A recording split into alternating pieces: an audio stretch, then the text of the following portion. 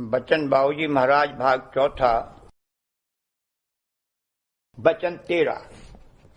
आगरा 4 अप्रैल सन 1939। राधा स्वामी मत ही संत मत है। जहां राधा स्वामी नाम की धारणा नहीं है वहां संत मत नहीं है। जो लोग राधा स्वामी मत में दाखिल हो गए हैं उनको इस बात की खुसूसियत अच्छी तरह समझ लेनी चाहिए। राधा स्वामी मत दुनिया के कुल मतों और मजहबों से न्यारा है। पुराने मतों के अभ्यास से ज्यादा ब्रह्मांड तक गति हो सकती थी। राधा स्वामी मत के अभ्यास से निर्मल चैतन्य देश में रसाई हो सकती है। इस जमाने में संत मत राधा स्वामी मत ही है। पेशतर जो संत आए उन्होंने सत्य देश और सत्य नाम का भेद राधा स्वामी कुल मालिक की मौज और मसलहत और हुक्म से दिया था। अब जब से कि राधा स्वामी जाल यहाँ पधारे और राधा स्वामी नाम प्रकट किया, सिवा राधा स्वामी मत के और कोई संत मत नहीं है। राधा स्वामी नाम के संग और साथ संत मत है। बिना राधा स्वामी नाम की धारणा के संत मत नहीं है। इस समय में सत्य मत और संत मत केवल राधा स्वामी मत है।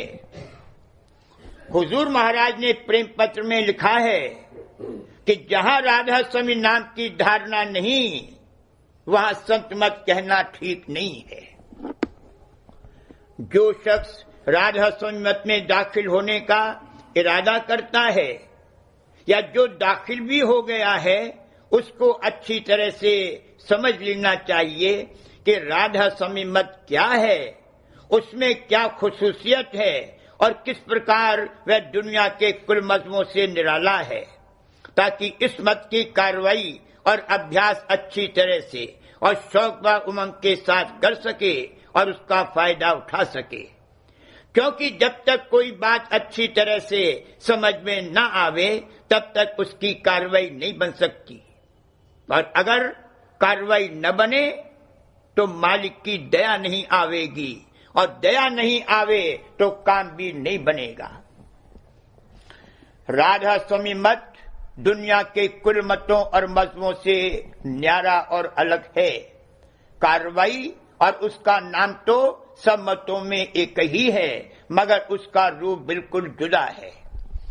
जैसे वेद मत में कर्म, उपासना और ज्ञान ये 3 कहे हैं, वैसे ही संत मत में भी कर्म, उपासना और ज्ञान है, मगर संतों के यहाँ वह कार्रवाई कर्म में दाखिल है जिसमें सूरत की शिरकत हो।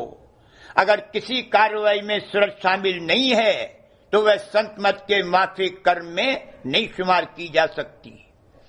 सूरत का पता और भेद भी पहल संतों ने आकर दिया। उनसे पेशतर सूरत से सब बेखबर थे। सूरत वो शक्ति है जो कि गो इस वक्त तन और मन में धसी हुई तो है, मगर उनसे बिल्कुल न्यारी और अलग है। तन और मन दोनों जड़ हैं, सूरत चैतन्य है और उसकी ताकत पाकर तन और मन कार्रवाई करते हैं। अगर सूरत की ताकत न मिले तो तन और मन कुछ नहीं कर सकते। जैसे तन और मन का भंडार और देश माया व काल और पिंड देश व ब्रह्मांड देश हैं, उसी तरह से सूरत का देश और उसका धनी सत्य देश और सत्य पुरुष राधा स्वामी हैं। वो समर्थ पुरुष की अंश है और स्वयं भी समर्थ है, परिपूर्ण है। ज्ञान प्राप्त करने के वास्ते उसको किसी औजार या आले की जरूरत नहीं है। वो स्वयं ज्ञानमय, आनंदमय, हर्षमय और प्रेममय है। वही स्वार्थ यानी सूरत है। किसी वजह से उसको यहाँ मन व माया के देश में आना पड़ा है और वह इस वक्त कमोवेश गुमसी हो गई है। जब वह कुछ जागने और बरामद होने लगे और उसकी प्रेरणा व शिरकत से कार्रवाई की जावे तब वह संत मतानुसार कर्म है। जब मन से न्यारी हो जावेगी और उसका साथ छूट जावेगा तब उपासना शुरू होगी और सत्य देश में पहुंचकर ज्ञान प्राप्त होगा। बल्कि ज्ञान के भी परे जो प्रेम रूप है उस प्रेम रूप में समाकर स्वयं प्रेम और प्रेममय हो जावेगी। हर जगह 3-3 चक्रों में कार्रवाई होती है। नीचे के 3 चक्र गुदा, इंद्री और नाभि में स्थूल शक्तियां काम करती हैं। स्थूल कहने से मतलब यहाँ की बाहर की स्थूल क्रियाओं मसलन चलने फिरने वगैरह से नहीं है, बल्कि वो अंतर के हिसाब से स्थूल हैं। उनमें हैवानी और शैतानी अंग विशेष है। उनसे ऊपर हृदय चक्र पर आकर नर यानी मनुष्य श्रेणी में आता है और हृदय, कंठ और खत्म चक्र में नर रूप है। यानी ये तीन इंसान और मनुष्य के रूप हैं और इनको विश्व, तेजस और प्राग कहते हैं और यही जागृत, स्वप्न और सुषुप्ति से ताल्लुक रखते हैं। हृदय चक्र से नीचे नर का रूप नहीं है। नर रूप में भी शैतानी खवास और अंग होते हैं, मगर ये भेद है कि नीचे के 3 चक्रों में हैवानियत के साथ शैतानी अंग हैं और ऊपर के 3 चक्रों में नर अंग के संग शैतानी खवास हैं और वो बहुत ही कम हैं। ये 6 चक्र पिंड में हैं और ये पिंड देश है। खत्म चक्र पर पहुंचकर जोगी कहलाता है। इससे ऊपर जो चक्र हैं उनको कमल कहते हैं और उनमें सुर, मुनि और देवता वगैरह के रूप हैं। पहले 3 कमलों में देवताओं के रूप हैं जिनकी छाया पिंड के नीचे के 3 चक्रों पर है। उनसे ऊपर के 3 कमलों में ब्रह्म के 3 रूप हैं। ये 6 कमल मुकाम उल्वी में शुमार हैं और नीचे के 6 चक्र मुकाम सिफली कहलाते हैं। ये पिंड देश है, वो ब्रह्मांड देश है। वहां पहुंचकर योगेश्वर ज्ञानी गति प्राप्त होती है। जितने भी मत और मजहब संतों के आने से पेशतर जारी किए गए और जो कुछ कार्रवाई बढ़ से बढ़कर की गई, उससे ज्यादा ब्रह्मांड की चोटी पर रसाई होकर योगेश्वर ज्ञानी गति प्राप्त हुई और वहां का सुख व आराम हासिल हुआ। इससे आगे और परे न तो कोई गया और न किसी ने वहां का भेद दिया। पिंड और ब्रह्मांड की रचना गो हुई तो मालिक के हुक्म से, मगर उनका करने वाला ब्रह्म और काल है। उसने कलाएं और पीर पैगंबर वगैरह भेजे और खुद ने भी अवतार लिए और आखिर में 16 कला का संपूर्ण कृष्ण अवतार हुआ। उन सब के आने का मतलब ये था कि मन और माया में बरतते जीवों का इस कदर नीचे उतार न हो जावे कि इस रचना में खराबी और बिगाड़ पैदा हो।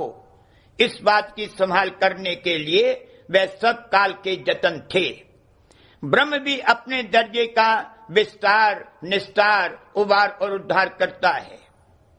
वो पिछले जमाने की क्रियाएं, कर्म, धर्म, अभ्यास, योग विद्या वगैरह उसी समय में हो सकती थी, जबकि ईश्वर कोटि जीव थे। इस समय में वे नहीं हो सकती। हर कार्रवाई समयानुसार, कर्मानुसार, संस्कारानुसार और अधिकारानुसार होती है। संस्कार और अधिकार में ये फर्क है कि संस्कार से तो सब मनुष्य चोले में आए, मगर अधिकार सबका अलग अलग है। एक शख्स मजदूरी करता है और एक शख्स हुकूमत करता है। दोनों के अधिकार में फर्क है। मन और माया की शक्तियां कार्रवाई करते करते जब क्षीण होने लगी और हो गई, तब सूरत के बरामद होने और सत्य देश में पहुंचने का समय आया और तब संत इस देश में पधारे और उन्होंने सूरत का पता और भेद दिया और ये संदेश सुनाया कि इस देश को जो परदेश है छोड़ो और अपने निज देश में चलने का जतन और युक्ति करो। और इसके निमित्त उन्होंने सहज मार्ग, जो कि प्रेम मार्ग है, का उपदेश किया।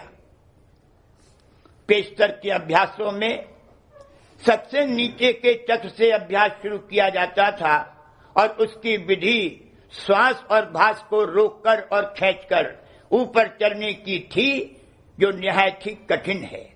आजकल के जीवों से तो वह बन ही नहीं सकती। मन और इंद्रियों को दमन करने के जो यत्न किए जाते थे, उनमें बेशक बहुत कुछ उन पर इक़्तिदार हासिल हो सकता था, मगर वो हमेशा कायम रहने वाला नहीं है। जैसे तन की मृत्यु हो जाती है, उसी तरह से मन द्वारा प्राप्त की हुई हर एक चीज की भी अवधि और उम्र है। पिंड देश में मृत्यु है और ब्रह्मांड में देश अभाव है। जब उस देश का अभाव होगा तब सब जाता रहेगा। अविनाशी और अक्षय केवल सूरत और सूरत का देश है। इसलिए जब तक सूरत न बरामद हो और उसकी मातहती में और प्रेरणा से कोई कार्रवाई न की जाए, तब तक संत मत के अनुसार वह निष्फल और बेकार है।